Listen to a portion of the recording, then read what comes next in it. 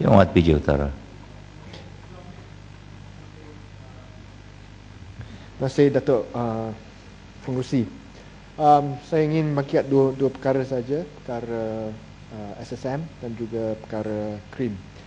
Dan saya rasa ramai antara rakan-rakan di sebelah sana agak bimbang tentang suara inisiatif ni, bukan kerana suara inisiatif akan menjatuhkan kerajaan.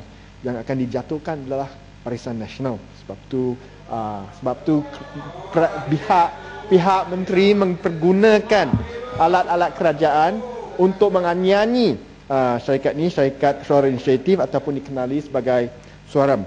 Yang Perdana Menteri sendiri telah menyatakan di luar Parlimen pada 18 hari bulan September bahawa Suaram akan diheret ke mahkamah atas sebab akaun mengelirukan. Walaupun kuasa tindakan mahkamah terletak pada tangan Peguam Negara. Dan sampai hari ini kita tidak melihat sebarang tindakan yang diambil oleh pejabat Peguam yang menunjukkan bahawa segala tuduhan menteri itu tidak berasas.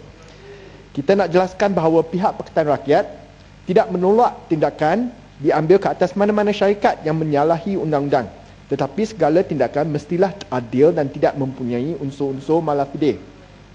Akan tetapi, tindakan ke atas Suaram adalah unprecedented dan telah melibatkan pelbagai agensi kerajaan termasuk polis, ROS, walaupun sampai hari ini tiada sebarang bukti kesalahan telah pun dikemukakan dalam Dewan ini juga. Walaupun ramai rakan-rakan dah berucap tentang kesalahan dari segi apa-apa money laundering ke, kuasa orang luar ke, tapi tidak ada sebarang bukti pun yang telah pun dikemukakan bahawa Suaram telah pun bersalah dari segi undang-undang. Akan tetapi pada masa yang sama beratus-ratus syarikat yang telah didapati menyalahi undang-undang. Kita tidak melihat sebarang tindakan bersungguh-sungguh ke atas syarikat tersebut. Misalnya Ketua Audit Negara, bukan saya kata, Ketua Audit Negara yang melaporkan bahawa SSM telah pun gagal mendakwa pihak pengarah yang dikenakan saman berhutang melebihi RM500,000. Tidak ada tindakan diambil. Dalam laporan Ketua Audit Negara ada diberikan contoh di mana pengarah tersebut telah mendaftar sebanyak 683 syarikat dan dikenakan 135 kompaun berjumlah RM640,000. Akan tetapi tindakan tidak diambil pada masa itu. Laporan Ketua Audit Negara juga menyenaraikan 4 lagi kes yang agak sama di mana pihak pengarah syarikat telah pun dikenakan antara 85 sehingga 135 kompaun berjumlah antara RM490,000 dan RM640,000. Walaupun pihak pengarah ini telah gagal menjelaskan saman mereka yang begitu besar, mereka masih dibenarkan untuk mendaftar syarikat baru tanpa sebarang sekatan. Yang paling ironi, saya tak tahu translation dalam bahasa Malaysia bagi perkataan irony. Irony adalah walaupun siasatan dan tindakan mahkamah ke atas Suaram telah pun disegerakan oleh Yang Berhormat Menteri, Ketua Audit Negara mendapati bahawa jumlah kes yang sebenarnya dirujuk oleh pejabat pendakwa adalah amat kurang. Di Kuala Lumpur, mengikut laporan Ketua Audit, kes yang dirujukkan hanya 1.5% ataupun kompaun bernilai RM8.59 juta daripada jumlah sepenuh RM554.94 juta. 1.5% saja dirujuk kepada mahkamah. Kalau kerajaan dapat mengutip kesemua kompaun ini akan secara langsung dapat membiayai subsidi gula sepenuhnya pada tahun depan. Oleh kerana itu, tindakan tergesa-gesa SSM ke atas Suara Inisiatif jelas merupakan tindakan politik dan membalas dendam oleh pihak kerajaan Barisan Nasional. Kerana Suaram telah pun berjaya membongkarkan komisen-komisen yang tidak senonoh yang telah pun dibayar kepada syarikat-syarikat yang berkaitan dengan Menteri Pertahanan pada masa itu. Oleh kerana itu, tindakan apatah lagi terdapat begitu banyak syarikat berkaitan dengan UMNO yang pihak SSM sampai hari ini masih belum mengambil sebarang tindakan. Saya hanya nak namakan 5 syarikat yang saya rasa Menteri sudah tahu. Syarikat pertama, syarikat YGP Holdings. Di mana pengarahnya Yang Berhormat Renbau dan Yang Berhormat Kota Belud.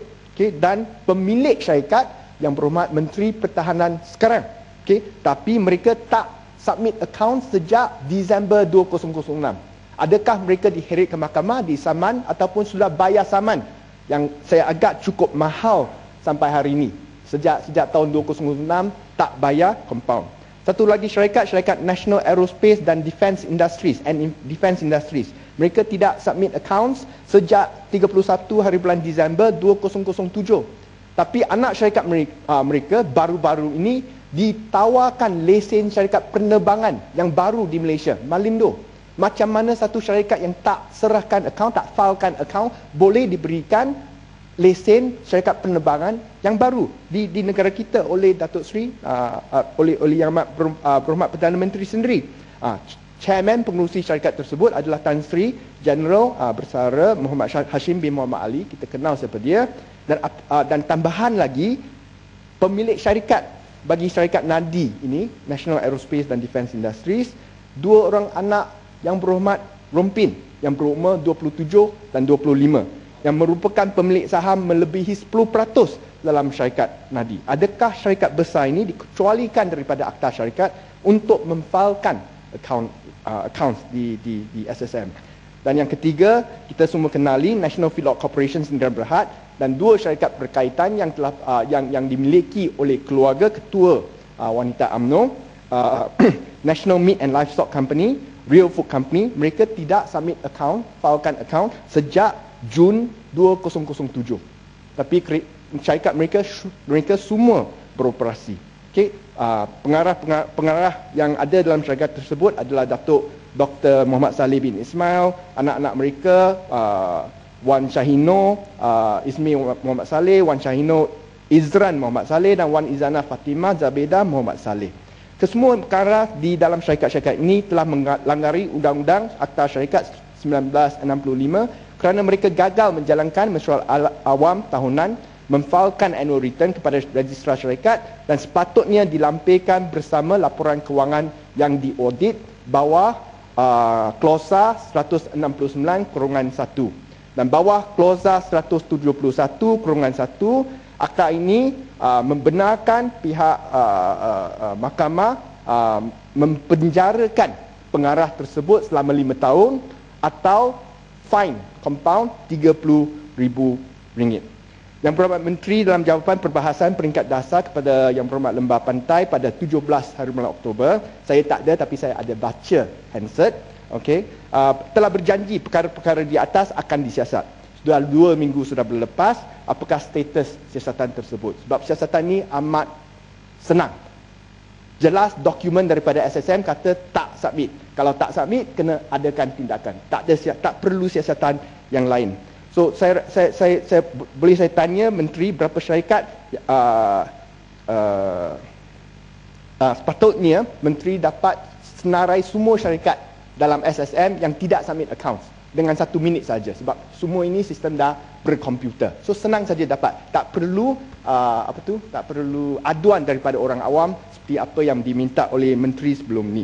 Okay. Oleh itu saya minta supaya Menteri memberikan jawapan terus terang di dalam Dewan ni sama ada syarikat-syarikat di atas telah menyalahi undang-undang dan apakah tindakan spesifik yang telah ataupun akan diambil ke atas pengarah syarikat tersebut. Perkara yang kedua, cepat saja, tak lama. Nombor 1, pihak Menteri telah pun menjelaskan bahawa setiap kedai krim yang akan ditubuhkan di Sabah dan Sarawak, nilainya jumlah peruntukan adalah RM87 juta untuk 57 buah kedai. Dan setiap kedai secara purata RM1.53 juta. Saya nak tanya mengapa setiap kedai mengambil kos yang begitu tinggi, RM1.53 juta untuk menubuhkan satu kedai runcit di Sabah dan Sarawak. Amat tinggi. So saya harap pihak Menteri dapat menjelaskan, sebab tahun ini, dalam bajet tahun ini, bukan tahun depan, tahun ini hanya 40 juta diperuntukkan untuk membuka 85 buah kedai pada tahun ini, iaitu purata setiap kedai RM477,000. Tapi tahun depan untuk buka kedai di Sabah dan Sarawak, setiap kedai RM1.53 juta. Itu nombor 1. Nombor 2, Yang Berhormat Menteri telah pun menjelaskan bahawa RM299 juta diperuntukkan untuk mengurangkan kos pengangkutan bagi barang-barang yang nak dihantar ke Sabah dan Sarawak. Ini saya terima. Saya nak tanya macam mana 299 juta ini akan diagihkan kepada produk-produk yang akan dihantar kepada Sabah dan Sarawak. Adakah 299 juta ini hanya diberikan kepada produk krim saja, yang berjenama krim saja, ataupun semua produk asas? Beras akan dapat, gula akan dapat, garam akan dapat, atau hanya produk KR, Kedai Rakyat Satu Malaysia saja, produk krim saja. Okey. Dan apakah kesan seperti apa yang ditanya oleh Batang Sadong, Yang Berhormat Batang Sadong tadi, apakah kesan yang akan ada kepada syarikat-syarikat lain yang ada di Sabah dan Sarawak? Dan akhir sekali, bila Menteri buat baik, saya akan puji. Saya amat terima kasih ke atas jawapan yang telah pun diberikan, jawapan bertulis. Lalunya lewat bagi hujung peringkat sesi parlimen baru dapat. Tapi hari ini dah dapat. Saya ucapkan amat terima kasih kepada soalan saya mengenai krim juga, yang di mana saya minta nilai revenue jualan produk berjenama Satu Malaysia berbanding dengan produk jenama lain yang dijual dalam krim sehingga Jun 2012. Malang ni jawapan yang diberi tak memberikan jawapan tersebut. Yang diberi jawapan dia jumlah nilai sales bagi setiap kedai. Dia bagi. Tapi saya nak bandingkan sales bagi produk berjenama krim Satu Malaysia berbanding dengan sales produk lain, sebab dalam kedai runcit krim semua produk berjenama Satu Malaysia pun ada, jenama Nestle pun ada, semua produk ada. Saya nak buat perbandingan antara produk krim dengan produk yang lain. Apakah sales bagi syarikat-syarikat ini? Dengan itu saya ucapkan terima kasih.